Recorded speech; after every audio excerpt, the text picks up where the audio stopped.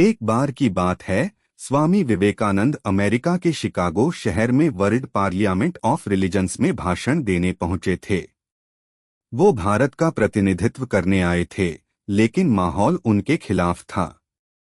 मंच पर पहुंचने से पहले ही कई लोग उनका मजाक बना रहे थे। उनका गेरुआ वस्त्र, पगड़ी और सांबला रंग देखकर लोग सोच रहे थे कि ये इंसान क्या बोल पाएगा। कुछ लोगों ने तो खुलकर कहा, ये साधु क्या हमें कुछ सिखा सकता है। लेकिन स्वामी विवेकानंद शांत रहे। उन्होंने किसी की बात का जवाब नहीं दिया। वो बस अपने आत्मबल और धैर्य पर टिके रहे। जब उन्हें मंच पर बुलाया गया तो उन्होंने सिर्फ 5 शब्द कहे, sisters and brothers of America. जैसे ही ये शब्द निकले, पूरा हॉल कुछ सेकंड के लिए शांत हो गया। फिर जो हुआ वो इतिहास बन गया।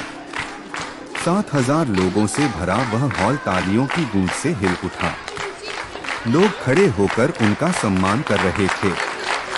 उस एक वाक्य में वो अपनापन था, वो भावना थी जो सीधे दिल को छू गई।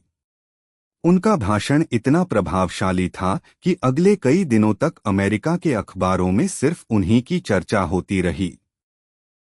स्वामी जी ने न सिर्फ भारत का गौरव बढ़ाया, बल्कि पूरी दुनिया को ये सिखाया कि असली शक्ति बाहर नहीं, हमारे भीतर होती है।